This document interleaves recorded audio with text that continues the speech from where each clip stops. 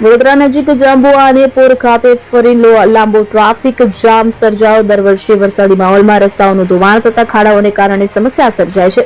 બીજી તરફ જાંબુઆ બ્રિજની કામગીરી પણ પૂર્ણ કરવામાં આવી નથી કે જેને કારણે કલાકો સુધી ટ્રાફિક જામ થઈ રહ્યો છે। બીજી તરફ ટ્રાફિકમાં ફસાયેલા લોકો શોર્ટકટ મારવા માટે જાંબુઆ ગામના સાંકડા રસ્તાનો સહારો લઈ રહ્યા છે, ત્યારે ગ્રામજનોને પણ ગામમાંથી પસાર થઈ રહેલા વિવિધ વાહનોને કારણે હાલાકી પડી રહી છે। જ્યારે કામ ધંધે જઈ રહેલા લોકો કે જે ટ્રાફિક જામમાં ફસાતા તંત્રને જવાબદાર ઠેરાવી આક્રોશ વ્યક્ત કર્યો હતો।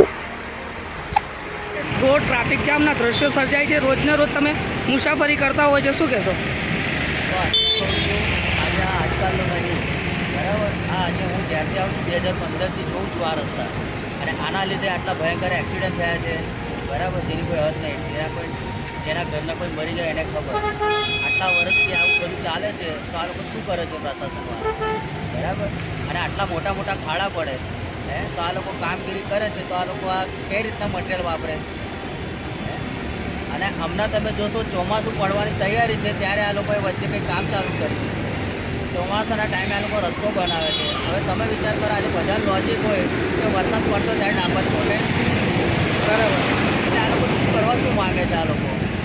બસ મારે આટલું નિવેદન છે કે વર્ષોથી આ ચાલે છે, આજે કાલે રાતે બી ફસાયેલો હતો। તમારે રોજનું મુસાફરી છે આ રૂટ પર? રોજની મુસાફરી છે મારે। શું નામ આપનું? રાકેશભાઈ।